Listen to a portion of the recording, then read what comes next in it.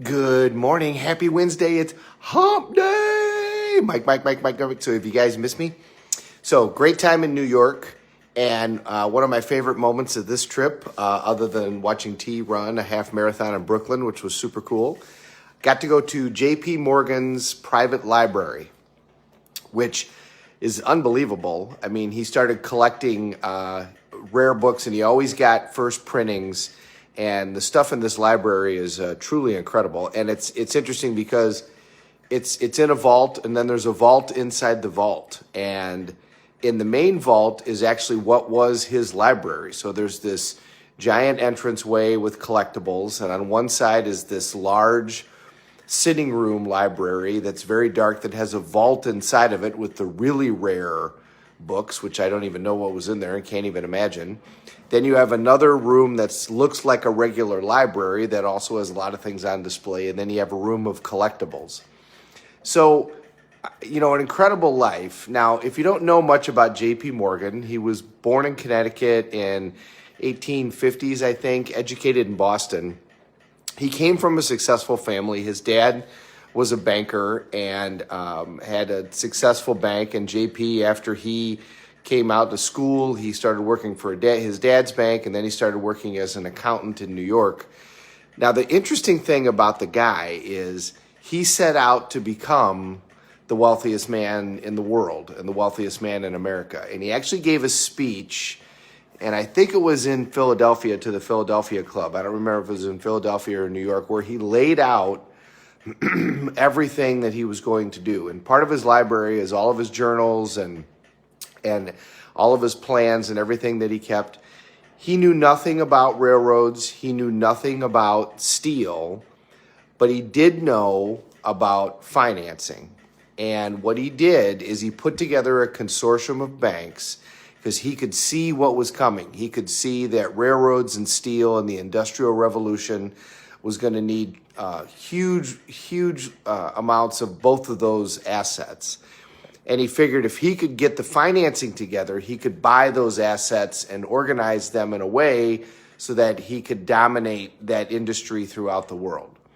That's the plan that he laid out in his 20s at this speech that he gave. And the speech was so powerful that the people that he needed in order to help him do that actually approached him after the speech. He was in a room with people who were able to help.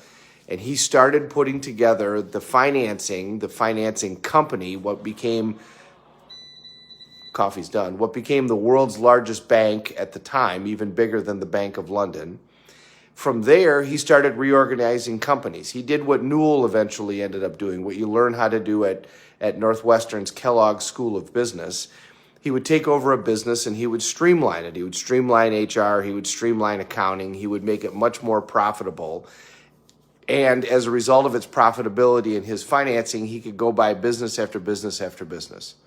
So he didn't know anything about making steel, and he didn't know anything about running railroads. But as he said, I don't need to know how to do that stuff. I'll hire people that know how to do that stuff. I know how to read a spreadsheet. I know how to read a balance sheet. I know how to reorganize these and put the financing together. And I know that when they get bigger, they're going to get more efficient and they're going to get more profitable.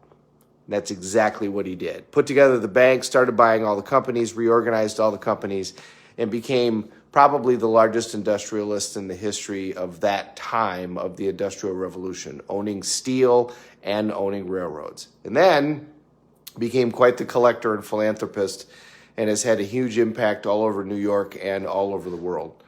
It was really, really interesting to be in his library and to see, because he's a very serious guy. Andrew Carnegie was more of a relaxed person in his later years, where JP Morgan was not. He was a very serious guy. Every photo of him, he's very serious. Traveled the world insatiably. I mean, he was constantly on the road, learning about different people, learning about different cultures and communities. He loved Egypt. He loved the Middle East.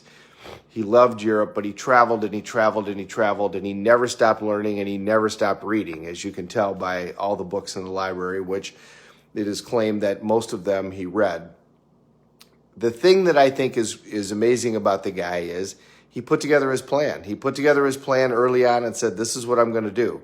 I'm going to be the wealthiest man in the world, and I'm going to create the biggest company in the world, and here's how I'm going to do it. And when he had that vision, he started attracting people to him who could help him.